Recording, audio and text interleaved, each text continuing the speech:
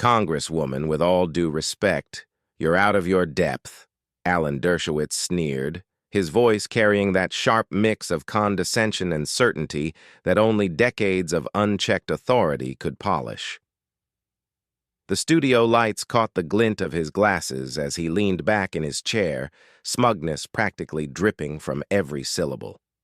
The audience could almost feel the chill of arrogance sweep across the set, as if he believed the very weight of his resume could crush dissent. The camera cut to Jasmine Crockett's face. Her expression was still calm, but her eyes, sharp, unwavering, told a different story. They reflected not intimidation, but focus, a fire barely contained. It was the kind of look that comes from years of being underestimated, dismissed, spoken over, and yet never defeated. In that moment, no one knew what was about to unfold, but everyone could sense something was building. Dershowitz continued, his tone growing more patronizing by the second. I've debated constitutional law with the greatest minds of our era. Frankly, you should take notes rather than try to argue with me. He chuckled to himself as if the insult would vanish into the air without consequence. The set grew tense. Viewers at home could feel their fists clench. It wasn't just a comment, it was a dismissal, an erasure, the kind of verbal strike that cut at something deeper than policy. The silence after his words was deafening.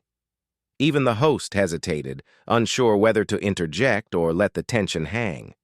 And in that pause, the stage belonged not to the seasoned professor who thought he owned it, but to the congresswoman whose quiet strength had already begun to steal the air from the room. Her lips curved into the faintest smile, not forced, not performative, but the smile of someone who knows the storm is about to turn. The audience leaned closer, breaths held, as though they could feel the energy shifting through the screen. Because this wasn't just another exchange. This was a challenge, hurled in public, meant to belittle, to humiliate. And yet, it was about to backfire in spectacular fashion. What she said next would leave Dershowitz and millions watching in absolute silence. This wasn't just another TV spat. It was a clash that exposed the deep cracks in American political discourse, cracks that had been widening for years. On one side sat Alan Dershowitz, the elder statesman of courtroom theatrics, armed with prestige, legacy, and the conviction that authority itself was an argument. On the other sat Jasmine Crockett, a freshman congresswoman, a rising star whose very presence represented a shift in who gets to speak, who gets to be heard, and who gets to define what power looks like in America. The confrontation mattered because it wasn't confined to the studio. It was an echo of the culture war raging far beyond those walls, a war of old privilege versus new representation, of ivory towers against lived experience. Every dismissive word from Dershowitz was bigger than him. It was the voice of an establishment that had too often told women, immigrants, and people of color that they didn't belong at the table. And every glance, every measured breath from Crockett was more than composure. It was defiance against the very idea that dignity could be talked over, that truth could be patronized into silence.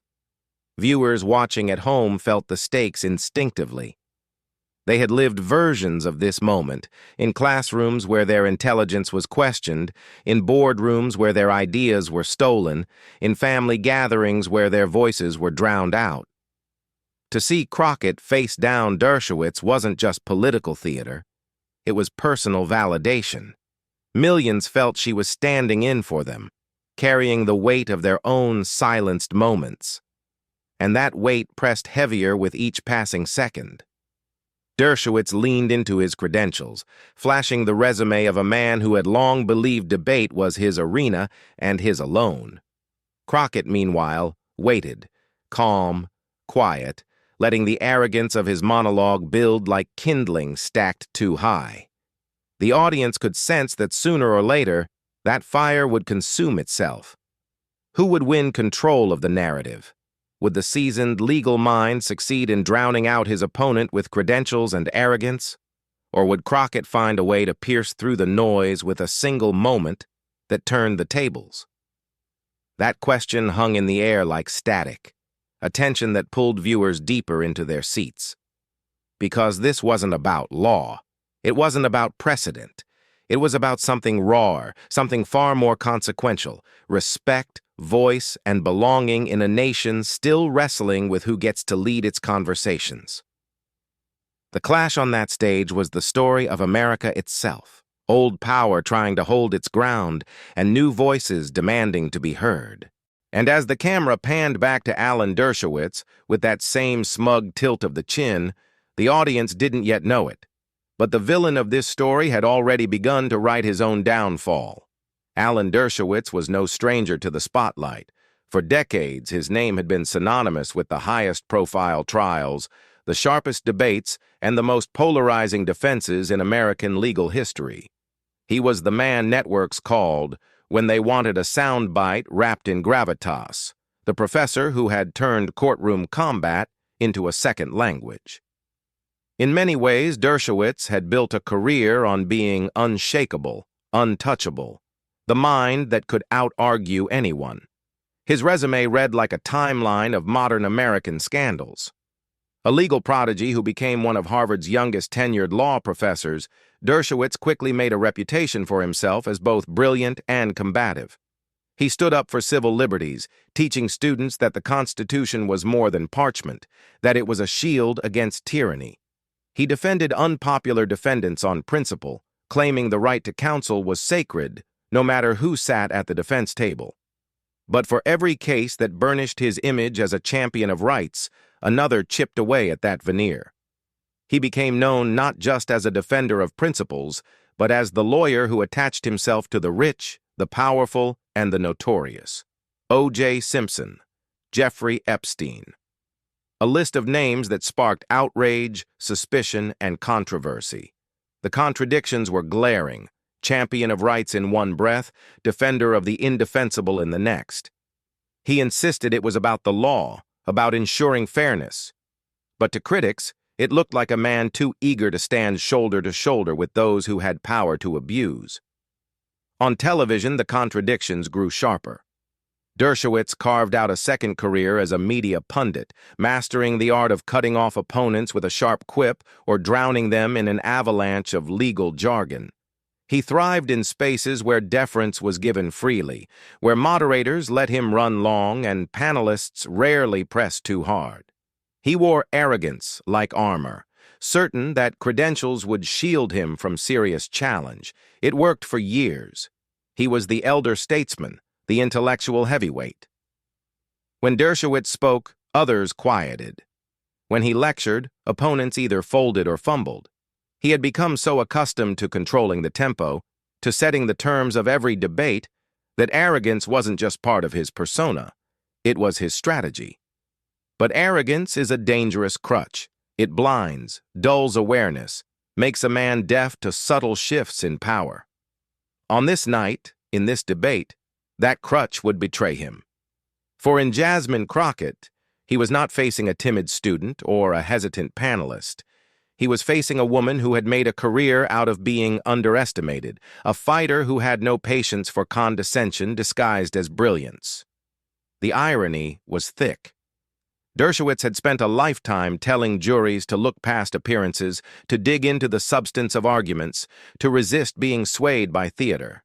Yet here he was, leaning entirely on performance, on sneers, interruptions, and the weight of his name. He didn't notice that the audience was shifting, that viewers were bristling, that his arrogance wasn't intimidating anymore. It was alienating. The more he spoke, the clearer it became.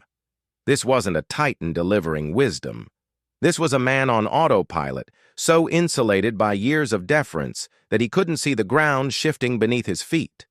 And Crockett, calm and patient, was letting him talk himself into the very corner he believed didn't exist. Dershowitz thought he was still writing the script, but arrogance, once a weapon, was now the setup for his own unraveling. And tonight, the unraveling was about to begin. Jasmine Crockett's story was never meant to fit the mold of Washington politics. She didn't emerge from the gilded halls of Ivy League privilege or inherit a Rolodex of connections that could open doors on command. Her path began far from the spotlight, in the trenches of public service where resources were scarce, the odds stacked high, and the victories hard-earned. Before she was ever a congresswoman facing down Alan Dershowitz on live television, Crockett was an attorney who chose clients others overlooked. People without money, without clout, without anyone to speak for them. In courtrooms where the walls seemed to lean toward the powerful, she stood tall for the powerless. She defended tenants fighting eviction, workers denied fair pay, families trampled by bureaucracy. Each case was more than paperwork. It was dignity on trial. And in every victory, large or small, Crockett sharpened the grit that would define her. She didn't just study the law, she lived its consequences. Where Dershowitz wielded legalese like a sword, detached and precise, Crockett wielded humanity like a shield. She could translate the cold language of statutes into flesh and blood reality. That was her gift, authenticity. It wasn't performance, it was lived truth, and people felt it every time she spoke. Her rise into Congress wasn't inevitable, it was improbable. She was underestimated at every step, dismissed by those who thought politics required polish over substance, pedigree over persistence. But persistence became her currency. She knocked doors others avoided, built coalitions others ignored, and carried herself not with entitlement, but with urgency. She was propelled not by ego, but by the communities who saw in her someone who finally listened. And they underestimated her. They always do. That underestimation became her armor. Each time someone smirked at her candidacy, each time a pundit wrote her off, each time a seasoned politician underestimated her presence in the room, she stored it away like fuel. Crockett learned that dignity wasn't handed out. It was claimed.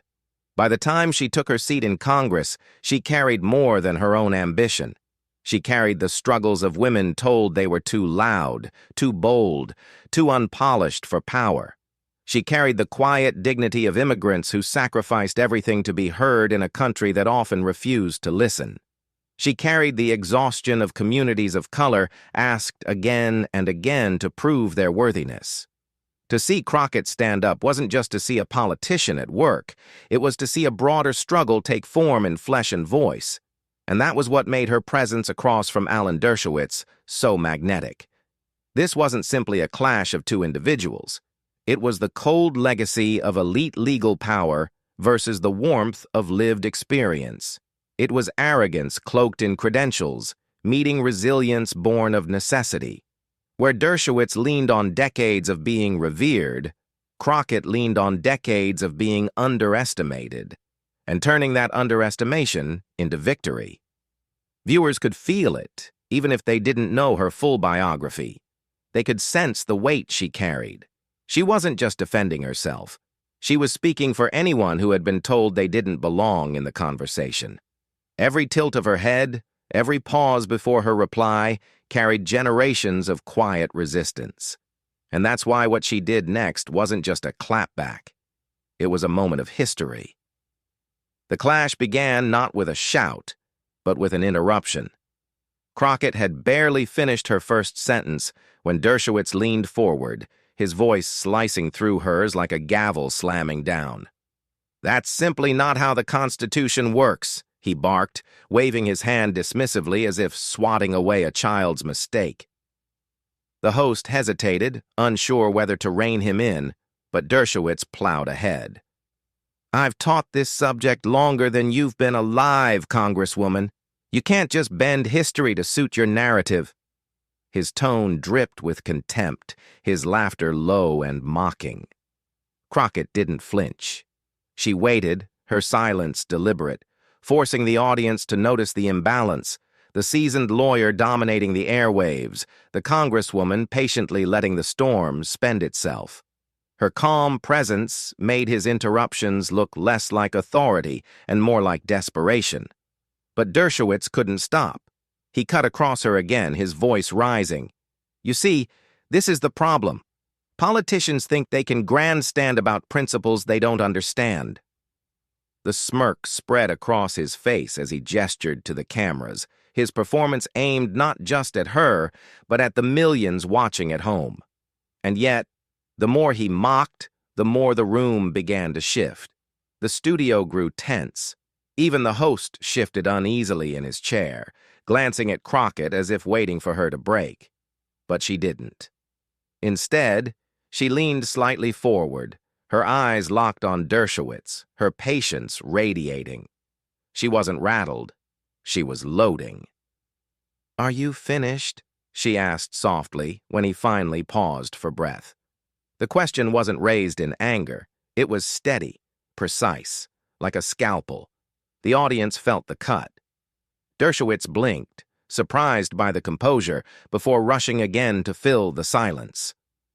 "You're twisting the facts," he insisted, his voice louder now, his words tumbling faster, as if speed could replace substance. He talked over her again, raising his finger in the air, the classic gesture of a man desperate to retain control of the room. But each interruption revealed more than he realized. The longer he dominated, the clearer it became. This wasn't the calm authority of a scholar. It was the frantic noise of someone afraid to lose. Crockett stayed poised. Each time he interrupted, she let him dig the hole deeper. Each time he mocked, she absorbed the sting without reaction. Her strength was not in shouting back, but in choosing the exact moment when silence would shift into something sharper, something unforgettable. Viewers at home were leaning closer now, sensing that the dynamic was about to flip. They had seen this dance before, arrogance trying to drown dignity, but something in her gaze promised a different ending. The tension was no longer just between two debaters. It was between an old guard clinging to authority and a new voice preparing to claim it. And in that space, in that silence between his interruptions, the air itself seemed to tighten. The cameras caught her steady breathing, the faintest flicker of a smile. Something bigger was about to drop. For a long moment, Jasmine Crockett said nothing. The silence was deliberate, surgical, and it unsettled the room far more than any shouted retort could have. Dershowitz fidgeted, eager to jump back in, but the weight of her stillness held him in place. The audience leaned forward, the host's eyes darting nervously between them. Everyone felt it. Something was coming. Then she spoke, slowly, calmly, with a precision that cut deeper than volume ever could. "You know, Professor," she began, her tone respectful but edged with steel, "what you call experience often sounds a lot like entitlement." The air cracked. A few muffled gasps rippled through the audience. Dershowitz blinked, his smirk faltering for the first time. Crockett continued, each pause deliberate, giving her words space to settle into the silence he had once dominated. "You've spent decades telling the world what the law means. But for people like me and for the communities I come from, the law isn't an abstraction. It's not a lecture. It's life. It's eviction notices, denied benefits, paychecks stolen. It's the difference between dignity and despair." She stopped again, letting the words hang heavy. On social media, the clip would later loop endlessly, captions flashing across millions of screens. The law isn't an abstraction. It's life. Dershowitz shifted in his chair, his arms crossing defensively, the arrogance slipping into irritation. But Crockett pressed forward, her voice steady, her cadence rising with quiet intensity. "You tell me to take notes, but I've been taking notes my whole life. From the single mothers who fought systems stacked against them, from the workers whose voices never made it to your classrooms. Those are the teachers you've never met, and they taught me lessons no Ivy League hall ever could." The studio grew electric. Even the host leaned back now, sensing the ground shift beneath the debate.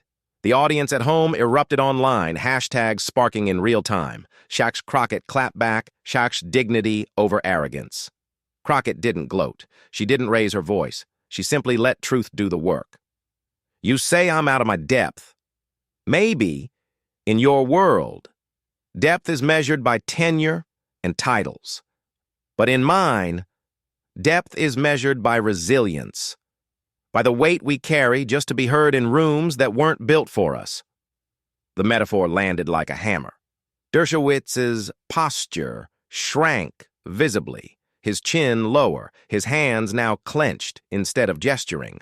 The visual was unmistakable. The giant of the legal arena reduced in real time by a woman who needed no volume, no theatrics, just authenticity. Crockett paused again, her eyes locked on his. You think this is about winning an argument? But for me and for millions watching, it's about proving that voices like ours cannot be dismissed. Not anymore. The imagined crowd roared. Not the studio audience, but the millions at home who recognized their own struggles in her words. On Twitter, memes began to fly. Dershowitz shrinking into his chair, Crockett standing tall without moving an inch. Commentators typed furiously. She didn't just clap back, she redefined the debate. Dershowitz tried to interject, but his voice faltered. For the first time, he seemed unsure, groping for footing that no longer existed. Crockett didn't need to cut him off. She had already taken the air from the room. Her closing strike came quietly, devastatingly. Respect isn't something you demand by speaking over people. It's something you earn by listening to them. Tonight, Professor, I think you forgot that. The silence that followed was deafening. The host's mouth opened slightly, then closed again. The studio lights hummed, the cameras kept rolling, but the man who once dominated every debate sat wordless, his smirk erased. And for the first time, Alan Dershowitz had nothing to say. The moment Crockett delivered her final line, the silence inside the studio broke like glass shattering. For a beat, no one knew how to respond. Then it hit. The eruption didn't come from Dershowitz or the host, but from the millions watching across the country. Phones lit up, notifications pinged, timelines exploded. Within minutes, Crockett's words weren't just replaying on cable news, they were reverberating through every corner of the internet. The first hashtag was simple, blunt, and impossible to ignore. #, Crockett clapback. It began as a trickle, a few stunned viewers clipping the exchange and posting it with captions like, "She shut him down with grace." But the trickle became a flood. Soon it was trending across Twitter, Instagram, and TikTok. The video looped endlessly, Dershowitz sneering, Crockett smiling, then delivering her precise, devastating words. Meme accounts turned his shrinking posture into visual comedy. Side by side, GIFs of a balloon deflating, a tower collapsing, a lion retreating. Celebrities chimed in almost instantly. Actors, athletes, musicians, voices that rarely agreed on politics, found common ground in Crockett's poise. "That's how you do it," one tweeted. Another posted, "Dignity greater than arrogance every time." Prominent commentators dubbed it a masterclass in restraint, the moment where silence spoke louder than shouting. Late-night comedians couldn't resist replaying the clip, their audiences howling at Dershowitz's stunned face. But beneath the humor was something heavier. The clip struck a nerve because it wasn't just Crockett versus Dershowitz. It was every woman spoken over in a meeting. Every activist dismissed by an expert, every immigrant told they were out of their depth. Viewers said they felt like they were clapping back through Crockett. She had voiced their frustration with a precision they had longed for, but rarely seen on a stage that large. One viral comment summed it up. She didn't just speak for herself. She spoke for all of us who have been silenced. News outlets scrambled to cover the fallout. Panel discussions dissected the power dynamic. Commentators debated whether Dershowitz had finally met his match. Editorials appeared overnight, framing the exchange as more than entertainment. It was a cultural earthquake. Because in that moment, authority had been challenged, and authenticity had won. The ripple effect didn't stop with commentary. Activists began sharing Crockett's words in organizing spaces, turning her calm takedown into rallying cries. College students quoted her in classrooms. Ministers echoed her language in sermons. For communities long ignored by power, the moment became proof that arrogance could be dismantled. Not with rage, but with dignity. Even politicians weighed in. Allies praised her composure, while detractors scrambled to dismiss the moment as theatrics. But no dismissal could compete with the tidal wave of public reaction. The story was no longer about what Dershowitz said. It was about how Jasmine Crockett answered, and how millions felt answered through her. And yet, as powerful as the immediate reaction was, the true impact went even deeper. When the uproar began to quiet, Jasmine Crockett did not seize the moment with gloating or self-congratulation. Instead, she leaned into the silence her words had created and reframed the insult she had endured. What Dershowitz had meant as a dismissal became the foundation of a universal truth. Being told you're out of your depth, she said later in a follow-up interview, is something so many Americans have heard. And not because they lack the knowledge or the strength, but because arrogance assumes it owns the room. The truth is, no one is out of their depth when they are standing in their truth. It was a simple statement, yet it carried the force of revelation. Her clapback was never just about proving Dershowitz wrong. It was about proving that dignity and truth are stronger than arrogance and mockery. She had shown that even in the face of decades of pedigree, calm resilience could disarm entitlement in seconds. This was about more than one debate. It was about who we are as a nation. The clash on live television became a mirror reflecting America's choice, to let arrogance define the narrative or to let authenticity and justice speak with clarity. Crockett's victory wasn't a win scored in sound bites. It was a reminder that the strength of a democracy lies not in titles, but in voices. Audiences felt lifted, not just entertained. They saw power where didn't needy over sneering condescension. They saw that restraint could be power, that silence could be strategy, that truth could cut sharper than the loudest insult. It was as though Crockett had taken every moment of dismissal the audience had carried in their own lives and turned it into a declaration. You are not invisible, and you are not powerless. The cinematic closing reflection was unmistakable. In a world that rewards noise, Crockett proved the power of voice, not the loudest, but the truest.